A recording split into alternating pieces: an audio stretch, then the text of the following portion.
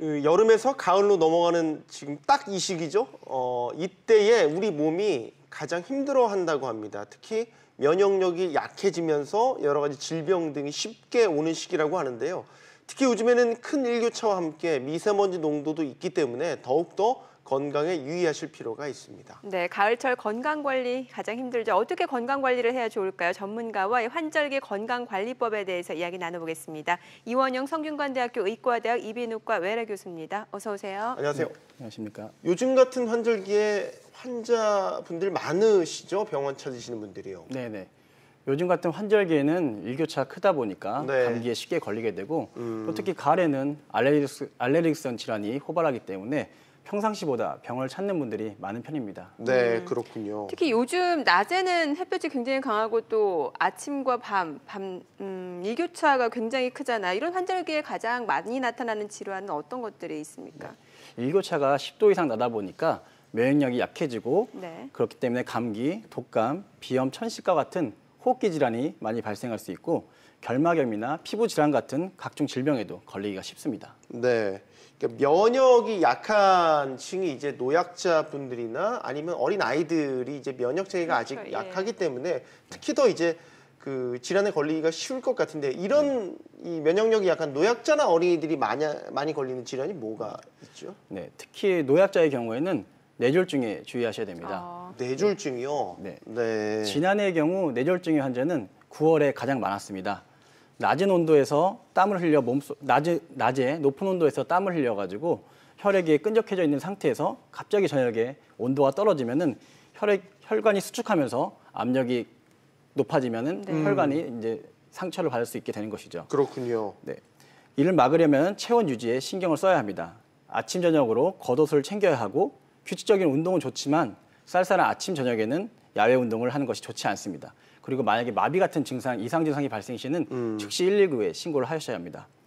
또한 면역력이 약한 노약자와 어린이의 경우에 감기에 걸리기 쉬운데 감기가 문제는 아닙니다. 그런데 합병증이 발생했을 때에는 네. 폐렴 같은 걸로 인해 생명의 위험을 받을 수도 있기 때문에 외출 후에는 손을 반드시 씻어야 하고 평상시에 고른 영양 섭취와 충분한 수분 섭취, 그리고 가벼운 운동, 그리고 충분한 수면이 필요하겠습니다. 네.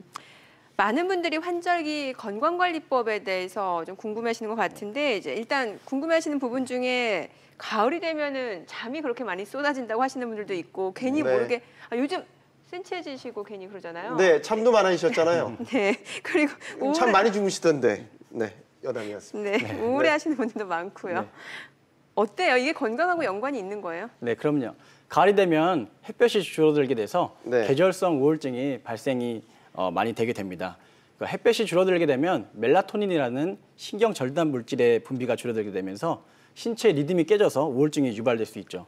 그 일조량이 줄어드는 가을이 시작되었다가 일조량이 늘어나는 봄에 증상이 회복되는 현상이 반복되는데 네. 계절성 우울증은 잠이 너무 많이 와서 하루 종일 무기력하게 지내거나 누워서 지내거나 식욕이 왕성해지는 등 일반 우울증과는 좀 다른 증상이 나타납니다.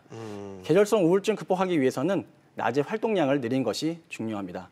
특히 햇볕을 받으며 산책을 하는 야외 활동이 도움이 됩니다. 만약에 증상의 정도가 너무 심하다면은 정신건강학과 전문의 양지용 씨를 추천해드리겠습니다. 네. 아, 예. 깜짝이야. 네. 네. 깜짝 놀랐습니다. 네. 네. 역시 농담 잘하시네요. 네. 자, 가을이 되면 또 일교차로 인해서 피부 건조 호소하시는 분들 많거든요. 이게 좀 피부 질환이 이때도 이렇게 환절기에도 많이 나타나고 이게 맞잖아요. 네네네. 그러니까 가을만 되면 피부 건조증 등 피부 질환을 호소하는 분들이 많게 되는데 여름보다 낮아진 기온과 습도에 땀 분비가 줄어들게 돼서 피부 표면의 각질층에 수분 함유량이 줄어들기 때문입니다. 아토피 피부염이나 건선은 피부 건조에 의해 악화되는 대표적 질환인데요. 그리고 피부 가려움증 역시 가을철 건조한 피부에 나타나는 질환입니다. 가려움증을 참기는 매우 어려운데 그걸 긁는 것은 더욱 심하게 할 수 있기 때문에 네. 조심하셔야 됩니다. 만약에 가려움증과 각질을 유발하는 건성습진이 나타났을 때는 피부과 전문의의 도움을 받아서 네. 가려움을 없앨 수 있는 항히스타민제를 복용하고 네. 그리고 이제 습진을 가라앉힐 수 있는 국소 스테로이드를 도포하는 것이 필요하고 보습제를 자주 발라서 피부에 적당한 수분을 공급해 줘야 합니다. 그리고 피부에 가려움증이 있을 때는 잦은 사우나나 목욕은 피하고 물속에 머무는 시간도 좀 줄여야 합니다. 네. 그리고 샤워할 때 자극이 적은 순한 비누를 사용하고 때를 밀지 않도록 하고 그리고 샤워에는 반드시 보습제를 발라줘서 건조해지지 않도록 신경을 써야 하겠습니다. 네. 그리고 실내에서도 건조해지지 않도록 가습기를 틀거나 젖은 수건들을 널어놓는 것이 도움이 되겠습니다. 네. 자외선도 가을에 좀 세지 않나요? 네, 맞습니다. 자외선 차단제는 여름에만 발라야 된다고 생각하는 분들이 많은데요. 네. 가을에도 낮 시간이 짧아졌지만 가을의 자외선의 강도도 피부의 색소 질환을 만들기에 충분한 양입니다. 그래서 기온이 낮아져서 야외 활동이 많아질 수 있는데 방심해서 자외선 차단제를 바르는 걸 소홀히 한다면은 얼굴에 더욱 진해진 기미를 볼 수 있기 때문에 주의가 필요합니다. 탈모 증상도 가을에 더 심해지나요? 있으세요? 아니요, 저는 그렇진 않은데 예. 질문에 이렇게 나와 있어서 드리는 질문. 네네. 네, 맞아요? 네네. 가을이 탈모의 계절이란 말이 몰랐어요. 탈모의 계절. 네네.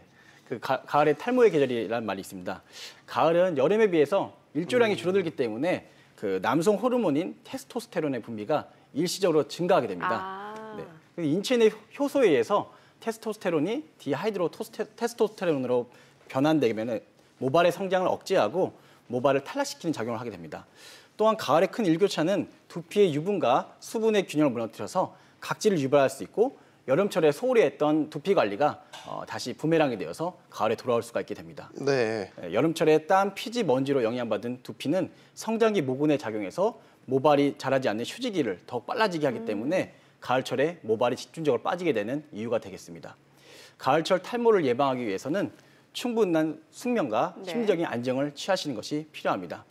음식물 섭취에 있어서도 모발에 좋지 않은 인스턴트 음식을 줄이고 기름진 음식도 피하셔야 되며 과일과 야채, 수분의 섭취를 충분히 해야 됩니다.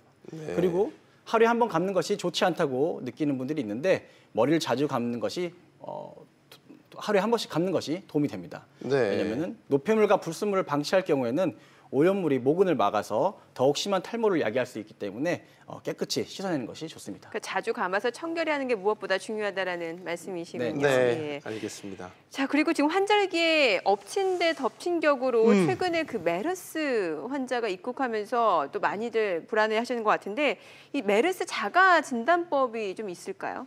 네네. 메르스는 그 신종 코로나 바이러스의 중동 호흡기 질환, 호흡기 증후군인데요. 메르스는 이제 38도 이상의 발열에 동반한 기침, 가래, 호흡곤란 같은 호흡기 증상이 중요하고요. 그 다음에는 구토나 설사와 같은 소화기 증상이 있을 수 있겠습니다. 물론 소화기 증상만 있다면은 호흡기 증상 없이 메르스를 의심할 필요는 없겠습니다. 그리고 만약에 14일 전에 메르스 확진자 접촉을 했거나 낙타를 만났거나 그 메르스 확진 병원에 방문한 경우에는 어느 정도 좀 위험성이 있다고 할 수 있겠습니다. 특히 이제 중동 지역을 다녀오신 분들은 더욱더 각별히 자신의 몸 컨디션 상태나 그런 것들을 체크를 해서 의심 증상이 느껴진다면 정말 보건당국에 신고를 해야 될 필요성이 있는 요즘인 것 같습니다. 네. 자, 오늘 가을 환절기 건강관리법에 대해서 알아봤습니다. 이원영 교수였습니다. 오늘 고맙습니다. 네, 잘 감사합니다. 들었습니다.